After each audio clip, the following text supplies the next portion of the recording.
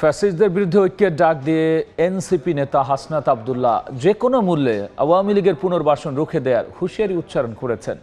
বৃহস্পতিবার রাতে জাতীয় নাগরিক পার্টির দক্ষিণাঞ্চলের মুখ্য সংগঠক এক ফেসবুক পোস্টে এই কথা জানান। তিনি লিখেছেন, আসন সমঝোতার ভিত্তিতে এনসিপির কাছে আওয়ামী লীগকে পুনর্বাসনের প্রস্তাব দেওয়া হয়েছে, কিন্তু শরীরে এক বিন্দু রক্ত থাকা পর্যন্ত তাদের পুনর্বাসিত হতে দেওয়া হবে না। তিনি বলেছেন, ৫ আগস্টের পরের বাংলাদেশে আওয়ামী লীগের কামব্যাকের আর কোনো সুযোগ নেই। দলটির অবশ্যই নিষিদ্ধ হতে হবে। এদিকে আওয়ামী লীগের পুনর্বাসন জনগণ মেনে নেবে না বলে মন্তব্য করেছেন জামায়াতে ইসলামীর আমির ডাক্তার শফিকুর রহমান।